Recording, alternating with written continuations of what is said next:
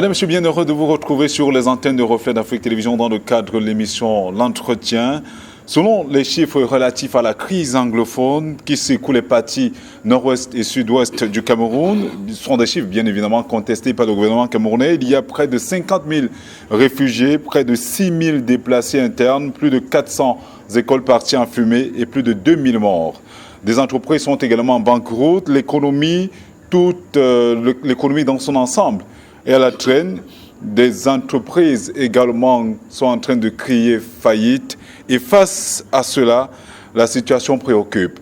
Les organisations de la société civile, également les partis politiques de l'opposition camerounaise, s'inquiètent et critiquent. La communauté internationale s'émeut. Le président Paul Biya, face à tout cela, est monté au créneau le 10 septembre dernier pour convoquer ce qu'il a appelé lui-même le grand dialogue national. Joseph John Gouté, alors Premier ministre du gouvernement camerounais, est chargé de piloter cette grande messe. Les Camerounais se mobilisent autour de lui, des délégations se forment pour le rencontrer, enfin de lui apporter quelques propositions. Dans le cadre de cette édition, nous allons parler du grand dialogue national avec le président du parti de l'Esprit d'Avril 48, le Mpondol Jean Mangos, qui nous reçoit dans sa demeure. Bonsoir Président et merci de nous recevoir chez vous. Bonjour mon cher Thierry, je dois avouer que c'est un plaisir renouvelé. Et merci à vous aussi de m'avoir fait l'amitié de venir à moi afin de recueillir mes impressions sur... pas bouger. De recueillir mes impressions sur la situation sociopolitique du pays en ce moment. Et c'est gaiement que je serai vôtre. On ne vous a pas vu aux côtés du Premier ministre. Était-ce un refus ou vous n'avez pas été convié à cette rencontre? Déjà, je dois dire que je n'étais pas au pays. Je ne suis arrivé qu'il y a 48 heures. C'est déjà ça. Peut-être j'aurais été là que je serais descendu sur Yaoundé. Nul ne peut savoir. Mais à côté de ça, j'avoue ne pas avoir été assez motivé. Parce qu'ayant lu Sun Tzu, l'art de la guerre, Sun Tzu dit, le bon leader ne mène pas de bataille perdue. Donc quand vous savez qu'une bataille est perdue d'avance, vous prenez sur vous de ne pas aller servir de faire valoir, de ne pas être un adepte de philosophie populaire. Vous prenez sur vous de ne pas jouer les figurants.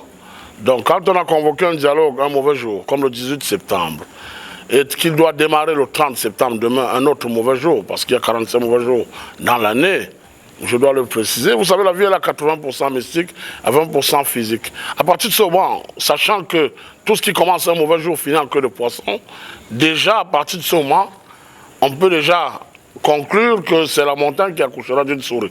Maintenant, quand on est sorti de cette analyse mystique, il y a l'analyse physique qui veut que justement les mêmes causes produisent les mêmes effets. Ce n'est pas le premier dialogue que le régime a eu à organiser depuis le début de cette crise. On en parlera si vous voulez. Il y a eu je suis là pour ça, je suis à vous. Il y a eu, je suis vôtre. Il y a eu un dialogue il y a je crois 2 ans, très précisément. On a eu des acteurs comme Agbo Bala, pour ne pas le nommer, M. Aya Biné, qui se sont retrouvés aux arrêts. Aujourd'hui, 2 ans plus tard, qu'est-ce qui garantit que les mêmes causes ne vont pas produire les mêmes effets? Et le Premier ministre qui est aujourd'hui le coordinateur de ce dialogue, vous n'êtes sans ignorer qu'il est membre du parti au pouvoir, vous n'êtes sans ignorer qu'il est Premier ministre chef du gouvernement et qu'il est aux ordres. Il ne peut pas être jugé parti. Pour les hommes politiques, les leaders de la société civile et même la communauté internationale a appelé de tous ses voeux, le chef de l'État a finalement consenti à convoquer une grande rencontre, une grande messe, au cours de laquelle on va discuter de la problématique de la crise anglophone. Comment avez-vous déjà, depuis ma bord, au-delà de ce que vous avez souligné tout à l'heure, que cela a été convoqué un mauvais jour, comment avez-vous accueilli cette sortie du chef de l'État camerounais? Ben écoutez, j'ai suivi l'allocution du chef de l'État avec parcimonie, avec minutie. Il a peint le sombre tableau qui nous a conduit à arriver à cette crise. On est parti des revendications corporatistes qui, selon lui, ont été instrumentalisées par des forces exogènes. On a des compatriotes de la diaspora tapis dans l'ombre qui ont instrumentalisé toutes ces populations de ces 2 régions-là. Et à côté de ça, c'est allé crescendo. Il y a des gens qui ont été interpellés en cas de cette crise. Il a signé une loi d'amnistie. On a abandonné des poursuites contre eux. Il a créé... Ou certains d'entre eux, hein, pas je vous répète ce qu'il a dit. Il a créé la commission bilinguisme pour le bilinguisme et le multiculturalisme. Il a créé la commission DDR, démobilisation et réinsertion, désarmement et réinsertion. Bref, il a énuméré ce qui a été fait dans le cadre de cette crise. Il a réitéré sa confiance au Premier ministre chef du gouvernement. Parce que justement, en 2013, il a décrié la gouvernance des nombreux régimes, des nombreux gouvernements qu'il a eu à mettre sur pied en disant qu'ils ont clairement échoué. Mais pour une fois, il a réitéré sa confiance au Premier ministre chef du gouvernement, mais seulement les Camerounais ne s'attendent pas à rencontrer le Premier ministre, qui, il faut le dire, a été sur le terrain il y a peu. Comme nous d'ailleurs, je précise que le 6 octobre 2017, je me suis rendu dans les régions anglophones, très précisément Old Town, au plus fort de la crise, où j'ai reçu le Chieftaincy Title. Les jeunes de ces régions m'ont dit très clairement, on vous remet ce chapeau traditionnel, allez dire que vous avez rencontré les jeunes leaders anglophones, les jeunes des régions de la ville de Bamenda, dites qu'on vous a écouté, nous sommes avec vous. Je leur ai dit, ce chapeau traditionnel que vous me donnez, je ne l'accepterai pas si vous ne me garantissez pas que vous ne serez plus instrumentalisé par des personnes tapées à l'Occident, en Occident, et qui vont vous instrumentaliser, vous appeler à continuer à poursuivre les villes mortes, à porter les armes contre le régime. Ils m'ont dit, on vous promet que c'est fini. Et c'est comme ça que j'ai eu l'accord de principe pour que la calmie revienne. Et pendant des mois, la calmie est revenue. J'ai communiqué tout autour. Le gouvernement a fait la sourde oreille. Ils ont joué à l'autruche. Je ne vois donc pas pourquoi aujourd'hui, au moment où ils convoquent le dialogue, des années plus tard, moi je dois les servir de faire valoir, je dois en faire un événement. Pour moi c'est un non-événement. Vous savez, le chef de l'État dit du haut de la tribune des Nations Unies devant des mendiants de la paix. Mais quelques semaines plus tard, il a dit, c'est donc désormais clair, nous allons appliquer la méthode de la force. Donc aujourd'hui, il a appelé au dialogue. Nous apprécions, nous louons cette initiative parce que mieux vaut tard que jamais.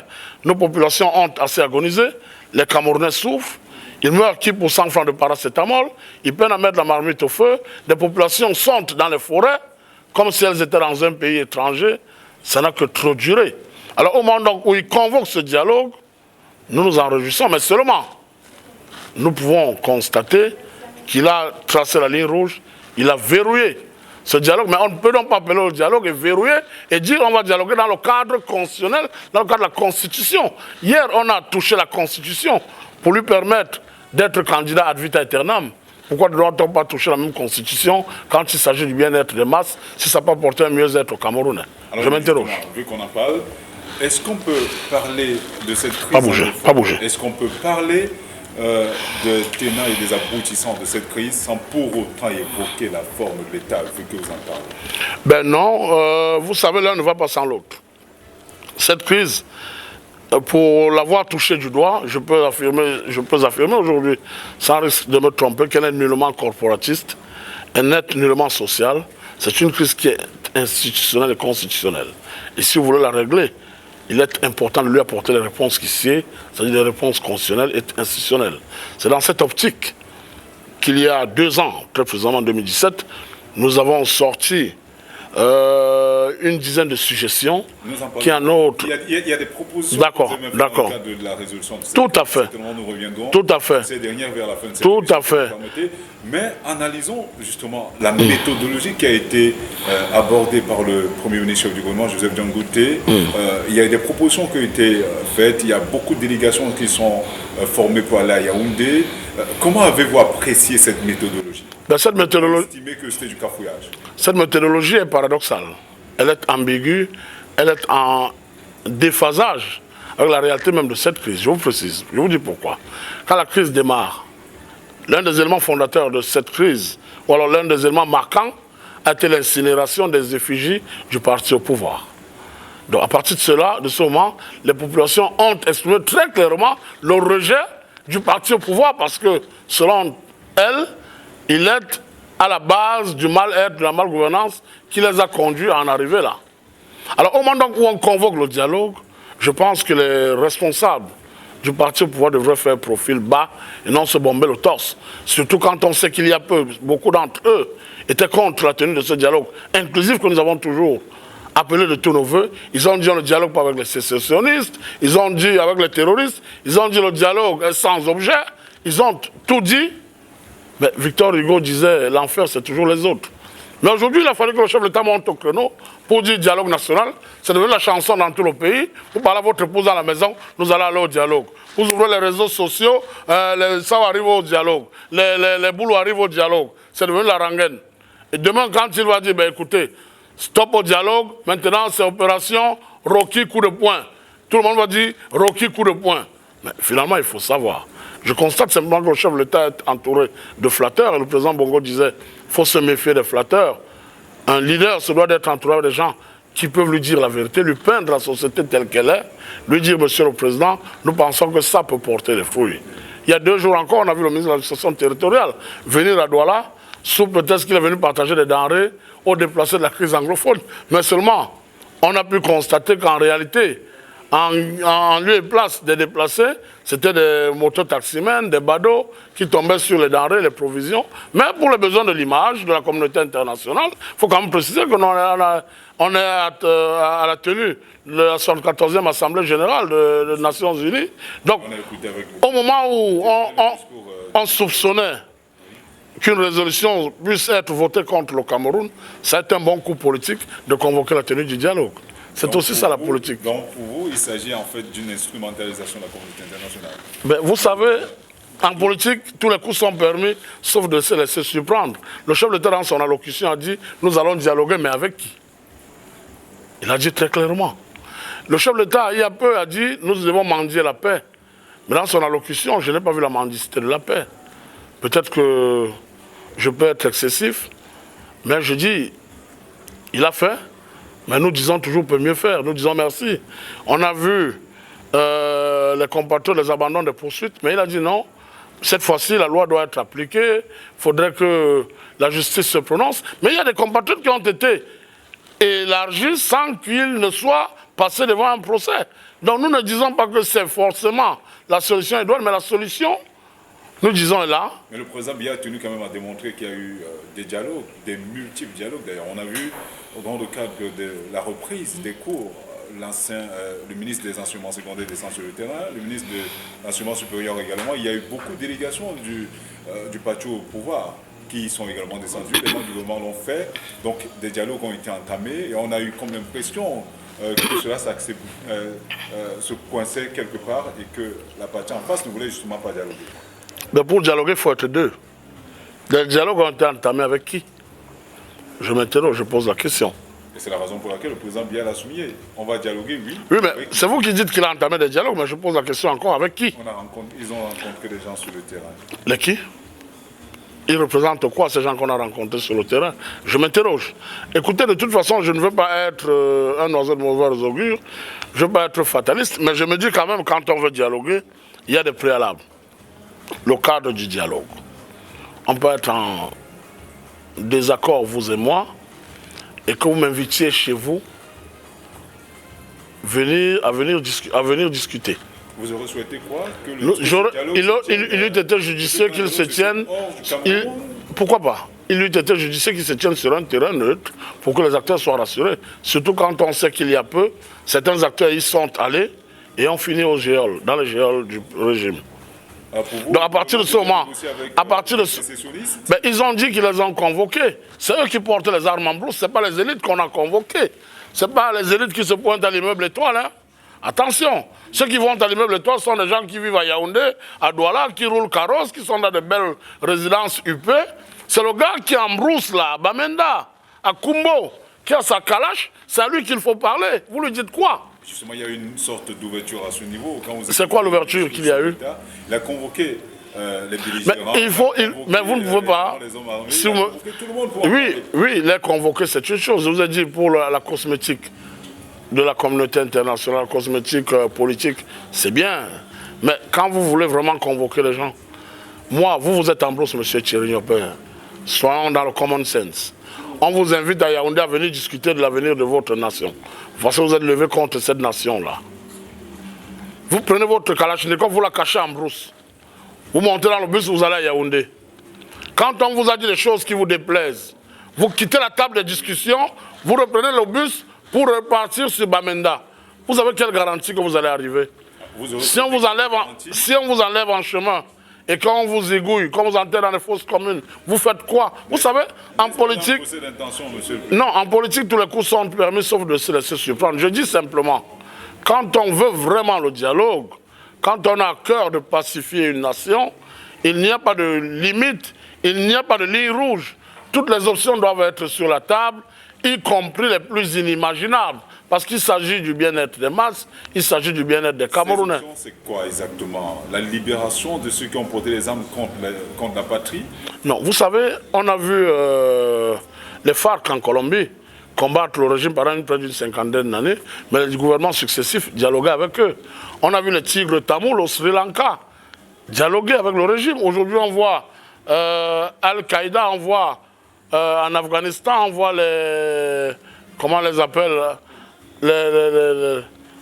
Les djihadistes là, en Afghanistan, comment ils ont un nom, ça m'échappe, pardon. En Afghanistan, on voit, aujourd'hui, le gouvernement américain discute avec eux.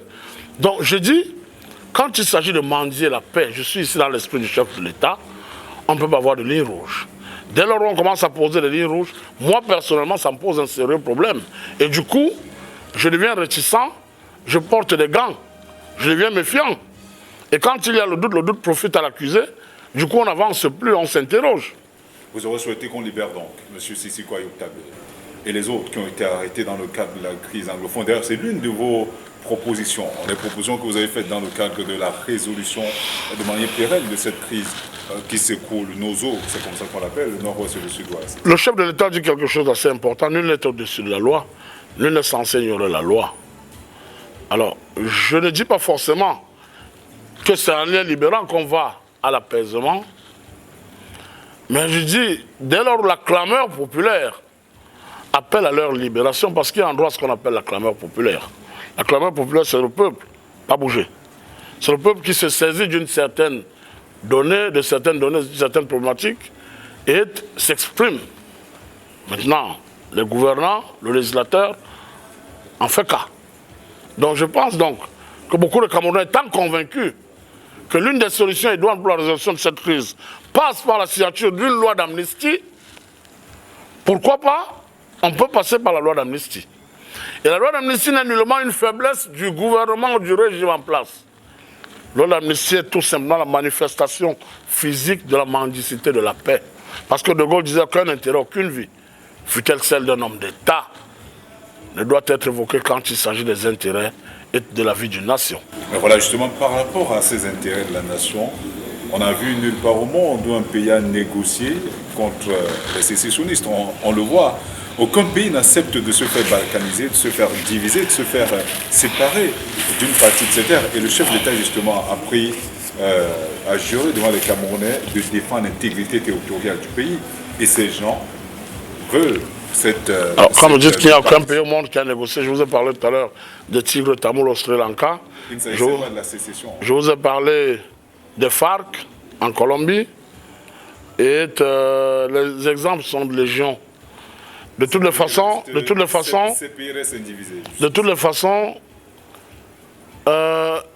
une hirondelle le fait par le printemps, et en même temps, il y a toujours un début à quelque chose. Si le Cameroun, nous avons vu dans la crise de Bakassi, une crise frontalière qui s'est résolue par le dialogue. Avant, ça n'avait été fait nulle part dans le monde. Nous avons servi de cas d'école. Alors, si une fois de plus, ça n'a été fait nulle part, que ça fasse jurisprudence, que ça serve de cas d'école, bien pourquoi pas, quand on connaît le mal-être auquel les Camerounais et nos compatriotes sont confrontés. Pourquoi pas? Vous partagez la session selon laquelle il est normal, il est idoine que les formations politiques de l'opposition et la société civile continuent à dénoncer. Il y a eu à Dia ce qui se passe à Yaoundé. Selon vous, on ne devrait rien attendre de cette grande messe. Ben écoutez, je dis encore, je reste suspicieux sur ce qui se passe, surtout quand on sait que beaucoup de ceux qui défilent à l'immeuble Étoile disaient il y a peu, le dialogue est sans objet, on ne dialogue pas avec les terroristes. Aujourd'hui, ce sont les mêmes qu'on voit défiler à l'immeuble Étoile. À partir de ce moment, on porte des gants. À partir de ce moment, on se dit, ben, ça va donner quoi? Surtout qu'il y a eu de précédents dialogues, il y a eu de précédents efforts, longtemps avant, qui ont abouti à, permettez-moi l'expression, un cul-de-sac. Donc aujourd'hui, quand on observe, on s'interroge. Et moi, je m'interroge. Et quand je ne suis pas convaincu, généralement, je n'avance pas. Quand je dis moi, je parle de 46, je parle du PEA 48. Maintenant, les autres vont le faire. C'est tout cet ensemble qui fait la nation. Nous pouvons ne pas partager le même point de vue sur la conduite des affaires de l'État. Le président de la République le disait encore. Mais ce que nous devons récuser, c'est l'action, la force comme mode d'action politique. Donc nous récusons la force, mais nous ne partageons pas ce mode d'action politique. Alors est-ce que, à vous entendre, on devrait arriver à amnistier des gens qui tuent, qui violent, qui pillent, qui détruisent, qui tuent? Il y a une vidéo qui a longuement été partagée dans les réseaux sociaux où on a vu une dame violée, tuée et enterrée pratiquement à la face du monde. On n'a pas vu la communauté internationale se mouvoir autour de cela. On n'a même pas vu les formations politiques, encore moins la gente féminine se mobiliser autour de ce crime crapuleux. Devrait-on, si jamais on condamne ce genre de personnes, devrait-on aller jusqu'à les amnistier? Comme vous, nous condamnons ces actes avec la dernière énergie. Comme vous, nous disons le Cameroun est un, le Cameroun est souverain. Vous savez, certains utilisent l'expression un et indivisible. Mais j'aime à dire c'est le dilatoire parce que quand on est un, on est forcément indivisible. Donc, nous sommes un, nous sommes indivisibles. Mais nous disons, nous sommes contre la sécession. Ce n'est même pas une option. Parce que ce n'est pas l'héritage que les pères fondateurs nous ont laissé. Mais à côté de ça, M. Thierry Nyopé, quand votre maison est sale, quand vous ne balayez pas votre demeure, quand vous ne dégagez pas les détritus, vous ne pouvez pas empêcher les rats et les nombreuses bestioles, les cafards et autres, d'y rentrer. Donc quand on n'a pas pris depuis 3 ans de chercher les mécanismes pour la résolution de cette crise-là, ben écoutez, on ne peut pas se surprendre d'en être arrivé là. Parce qu'il y a eu un laisser-aller. Quand le chef de l'État a dit c'est donc désormais clair, nous irons à la guerre. Les autres allaient faire quoi? Ils allaient dormir chez eux, attendre qu'on vienne leur tirer dessus. Ils ont porté les armes. Les bandits sont rentrés, les badauds, les machins, les mercenaires. Aujourd'hui, on est rentré dans une sorte de guerre asymétrique où on ne contrôle plus personne, on ne sait plus qui est qui. La menace est partout. Justement, et c'est la raison pour laquelle même l'économie en a pris un coup, c'est la raison pour laquelle les gens se mobilisent. Même la communauté internationale, vous avez écouté Antonio Guterres, qui est le secrétaire général des Nations Unies, saluer cette sortie du chef de l'État.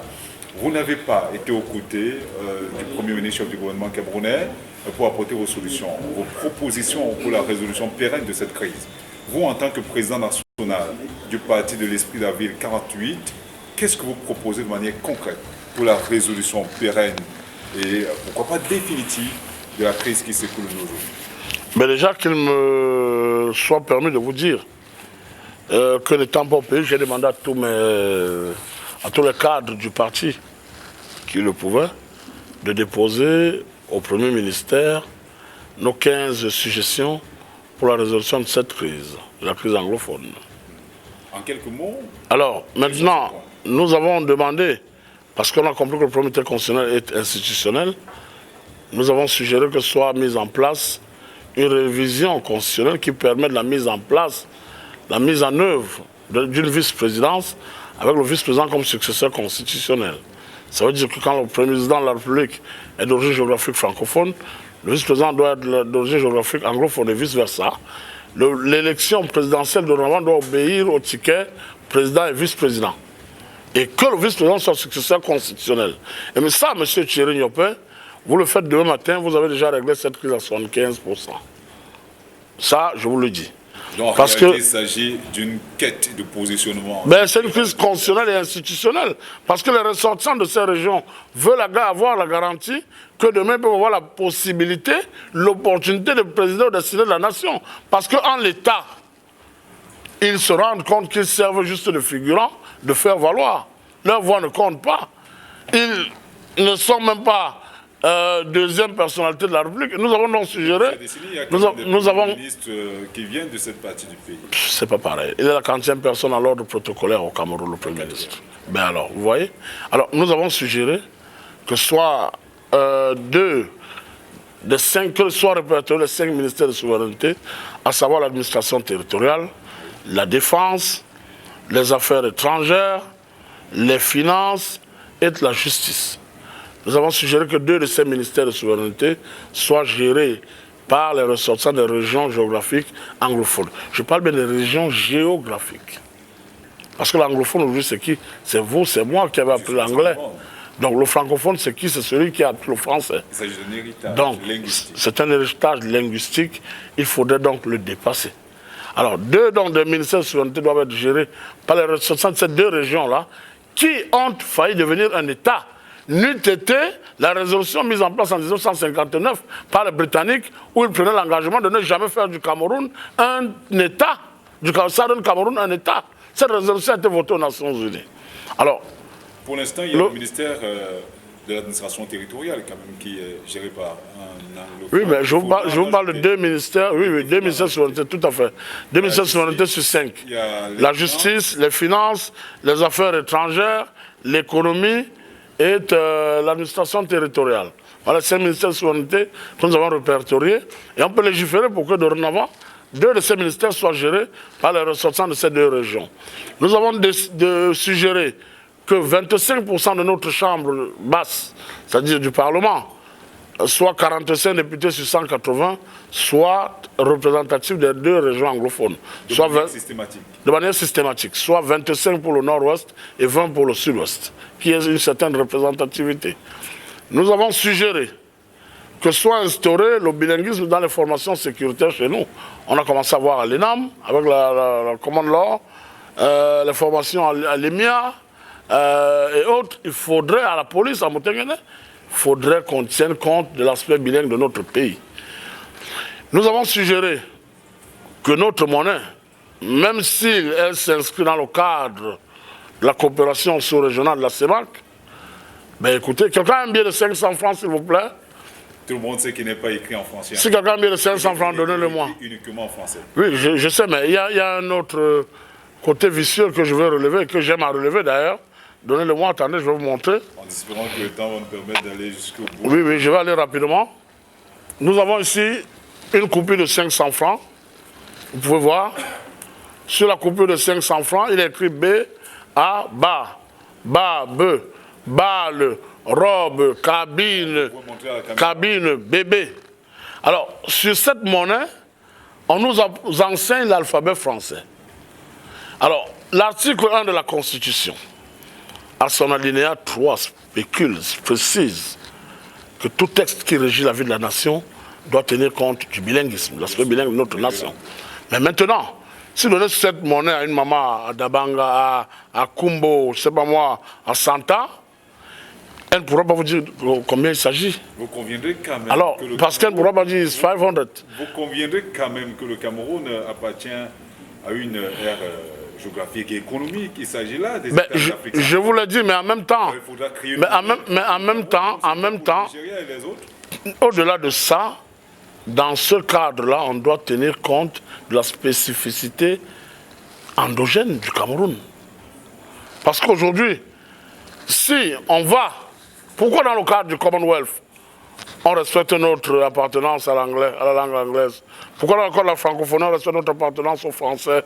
Alors vous pensez que parce qu'on est dans la sous-région, on doit aller battre monnaie sans tenir compte de nos réalités linguistiques? Alors que notre constitution est claire dessus, mais cette monnaie viole une disposition de notre constitution. Battu uniquement en français, ça aussi c'est un problème. D'accord. Nous avons suggéré que soient promus les mariages mixtes, aujourd'hui plus qu'hier, parce qu'il y en a, il y a des mariages mixtes, mais il peut y avoir des méthodes, des stratégies incitatives à la mixité. Pas bouger. Pas bouger. Il peut y avoir des méthodes incitatives à cette mixité-là. Bouger. Coucher. Excusez, pardonnez du peu. Vous savez, avec les bêtes, il faut toujours veiller. Hein? Alors, je disais donc, à côté de ça, nous avons suggéré que dorénavant, 30% du budget national soit dévolu pour le développement des régions anglophones. C'est possible. Nous avons fait, bref, un ensemble de propositions que je n'ai pas toutes dans la tête. Et ces propositions, nous ne les avons pas imaginées dans une antichambre. Je suis allé sur le terrain, j'ai rencontré les acteurs, j'ai rencontré les populations cibles qui très clairement m'ont porté en triomphe et m'ont dit, voilà ce que nous voulons. Et pour chuter, elles m'ont dit, Monsieur le Président, quand nous avons parlé de sécession, nous avons levé les enchères parce qu'on s'est dit ce gouvernement qui ne nous écoute pas, qui s'enferme dans la gouvernance de surdité, nous donnera moins sur le fédéralisme. La forme de l'État pour vous, pour sortir définitivement de cet entretien, ne posera pas de problème. Le Cameroun peut rester un État uni, comme la Constitution le prévoit d'ailleurs, uni et décentralisé. Le fédéralisme n'est pas l'ordre du jour, encore moins la sécession. Mais écoutez, je vous ai dit, les populations de ces régions m'ont dit très clairement, quand on a parlé de sécession, on attendait au bas mot le fédéralisme. La décentralisation depuis 1996 aurait été mise en vigueur que peut-être on ne serait pas arrivé à tout ce marasme-là. On ne serait pas arrivé à cette crise-là. Je précise qu'en 2007, j'ai adressé une correspondance à l'actuel chef de l'État. Nous n'étions pas dans la crise. J'ai demandé que soit construite l'université à Bamenda. Elle a vu le jour. J'ai demandé que soit construit, relancer la route que maman fait. Elle a vu le jour. Et le décret pour la construction du port de Limbe a été signé en 2013, parce que je lui disais, il faut préserver les acquis, il faut sauver l'unité nationale si durement acquise, si chèrement obtenue. Nous parlons de l'indemnisation des populations. Voilà des choses que nous avons proposées. Indemniser les victimes de cette crise. Signer une loi d'amnistie. Mais vous n'allez pas tuer un membre d'une famille et venir dire du jour au lendemain à leurs proches, écoutez, laissez tomber, passer dessus. Non, parce que vous avez un enfant peut-être qui nourrissait sa mère. Aujourd'hui, elle ne sait plus de quoi vivre. L'État quand même doit la flatter. Et ça ne veut pas dire que l'État est faible. Ça veut simplement dire qu'on mendie la paix. Ça veut simplement dire que le Cameroun est au-dessus de nous. Peut-on croire que vous irez donc à Yaoundé pour sortir ou pas? Vous irez à Yaoundé quand même pour assister? Je vous ai dit, quand je ne suis pas convaincu, je n'avance pas. Le président Ngo s'est connu comme n'étant pas un figurant. Je ne suis pas un adepte de philosophie populaire. Je n'évolue pas pour les beaux yeux des gens. J'évolue par conviction. Vous allez quand même écouter ce qui s'y passe. Ben, nous suivons de près. Si ça aboutit, c'est tout ce que nous souhaitons.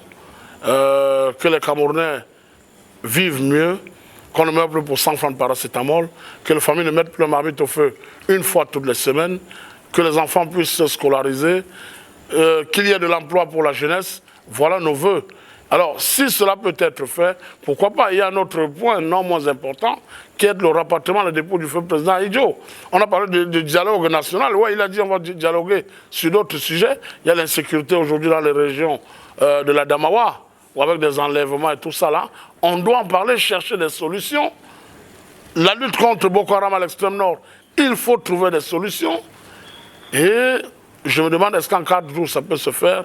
Est-ce qu'avec un acteur aux ordres, un coordinateur partiel, ça peut se faire? Il y a peu, j'avais suggéré que soit mis en place le Conseil national de médiation et qu'on ait au Cameroun dorénavant un médiateur de la République. Mais que hélas, on n'a pas été écouté.